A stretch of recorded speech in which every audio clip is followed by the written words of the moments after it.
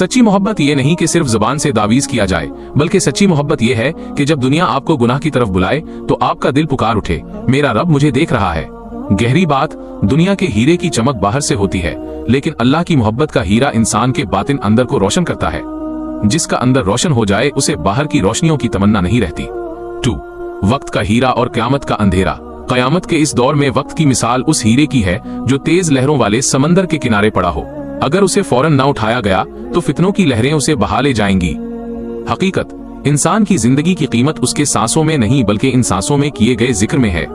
जो लम्हा अल्लाह की याद से गाफिल गुजरा वो हीरा मिट्टी हो गया, और जो लम्हा अल्लाह की बंदगी में गुजरा वो हमेशा के लिए अमर लाजवाल हो गया।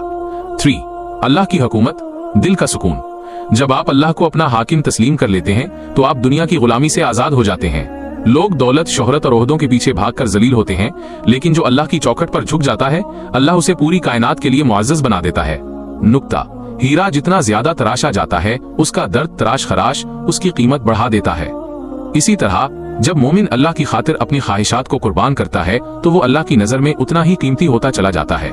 4. ईमान की हिफाजत का हुनर। इस पुरफितन दौर में अपने ईमान के हीरे को संभालना एक आर्ट है। इसकी हिफाजत के लिए 3 चीजें जरूरी हैं। 1. खलवत की शर्मो हया। जब आप तन्हा हो तो अल्लाह से ऐसे शर्माएं जैसे आप किसी मुअज़्ज़ज़ तरीन हस्ती के सामने हो। ये तन्हाई का तकवीज आपके ईमान को हीरा बना देगा। 2. सुन्नत का हिसार। हुजूर सल्लल्लाहु अलैहि वसल्लम की सुन्नत वो किला है जिसमें दाखिल होने वाले को जमाने के फितने नुकसान नहीं पहुंचा सकते। 3. दुआ की पनाह। हमेशा ये दुआ मांगे, ऐ अल्लाह मुझे वो जिंदगी अता कर जो तुझे पसंद हो, और वो मौत अता कर जिस पर तो राजी हो। एक खास कुरानी आयत और गहरा पैगाम।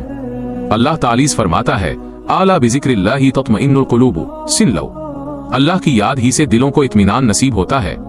पैगाम, इस दुनिया की भीड़ में खुद को खोने ना दें। आप एक मुसाफिर हैं और आपका असल घर आखिरत है। अपने ईमान के हीरे को गुनाहों की स्याही से बचा कर रखें ताकि जब आप अल्लाह के सामने हाजिर हों तो आपका चेहरा उस हीरे की तरह चमक रहा हो जिसे देखकर फरिश्ते भी मरहबा कहें।